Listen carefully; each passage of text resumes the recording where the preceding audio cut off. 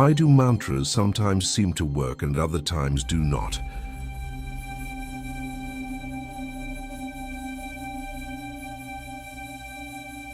What is the fuel that makes the mantra engine run?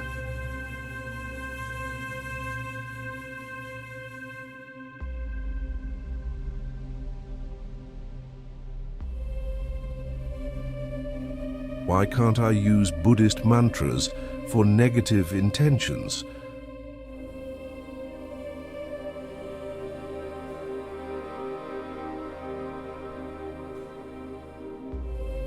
What are the 3 minimum practice requirements for mantra use?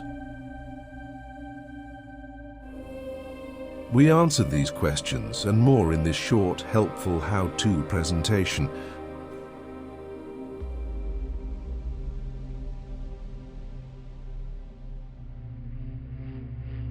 Not long ago, one of our subscribers asked why a mantra wasn't working for them.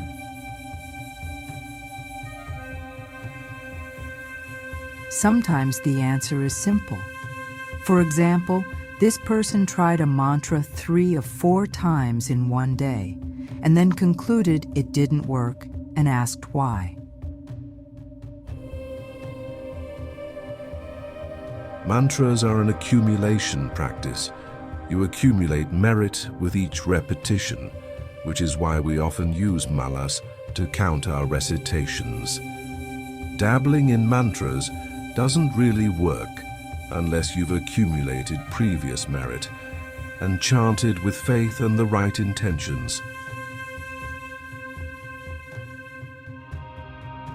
We covered the 9 benefits of Buddhist mantra and how they work in a previous video, linked at the information icon.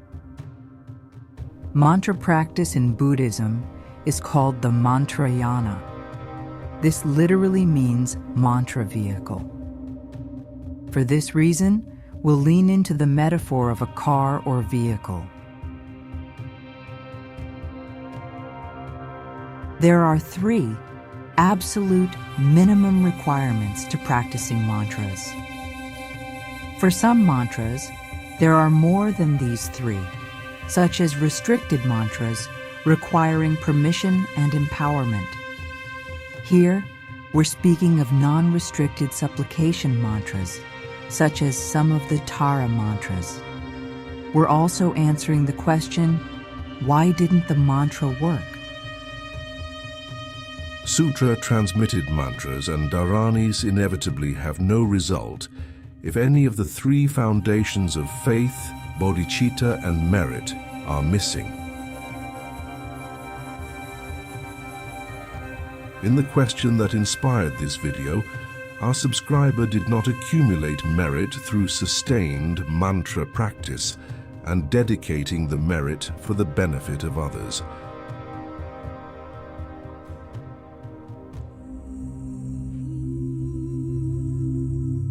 The number 1 requirement, according to Kyabje Garchen Rinpoche, is bodhicitta.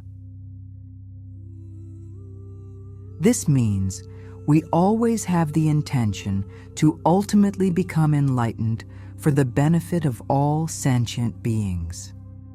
Using mantras for negative intentions is a no-starter. We practice bodhicitta in a number of ways, such as practicing generosity and dedicating the merit of practice to the benefit of all sentient beings. We show faith by taking refuge in the 3 jewels and our sincere trust in Buddha Dharma. Merit itself we accumulate through our conduct, especially following the Buddhist precepts, and through activities such as mantra recitation. In another video, we covered the 4 foundations and 9 tips for chanting mantra effectively, linked at the information icon. To use our modern metaphor of a vehicle or car, mantra is like the fuel for an engine. If our Buddha Dharma practice is an engine, there are a number of things required to make that engine run.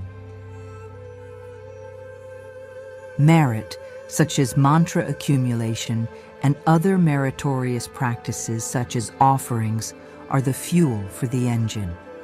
But our engine is made up of many parts.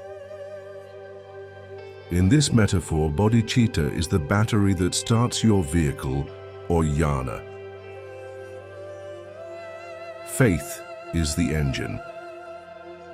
Mantra and merit are the fuel. If the engine isn't maintained, in a very short time it will stop running. Mantra is no different. If we expect mantra to magically solve all our troubles, and we don't have faith or practice, or we engage in negative activity, we'll be disappointed. Even though teachers and lineage teachings specifically say that mantras work without us understanding how or even what the syllables mean, it is important to understand that this assumes a practitioner who is already practicing refuge, bodhicitta, and other basic foundational practices.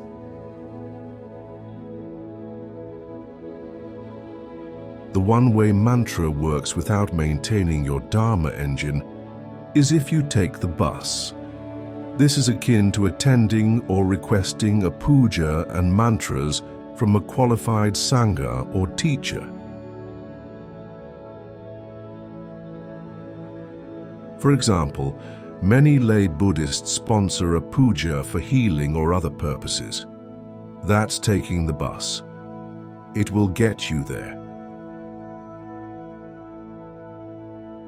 If you want to drive yourself, you need to learn how. For this, we also have teachers. There are also practice resources, such as this Buddha Weekly YouTube channel, to help.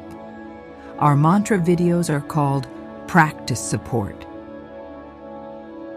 They don't substitute for actual practice.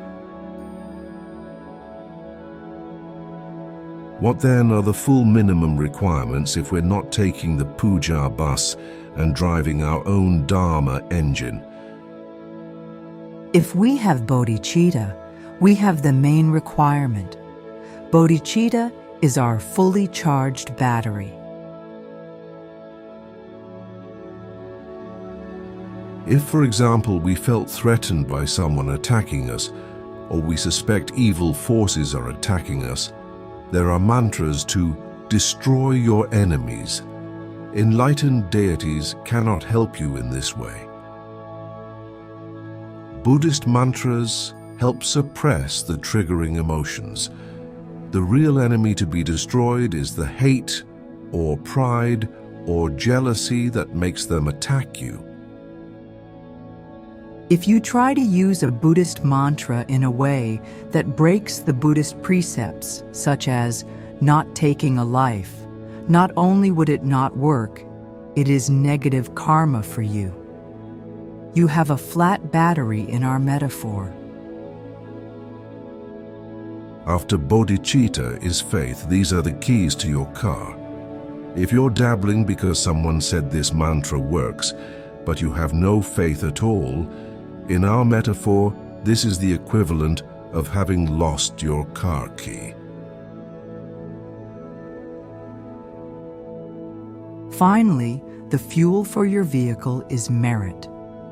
Mantra recitation helps accumulate merit, as do offerings, requesting pujas, practicing the 4 generosities and other karmic activities. You'll need all 3 for the mantra engine to run.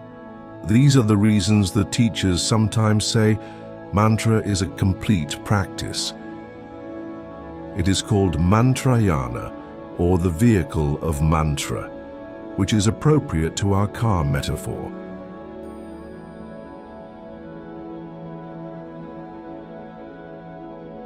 It is a complete vehicle, or jnana, if you have all 3 of bodhicitta, faith and merit. Without any one of these, it is time for a spiritual tune-up.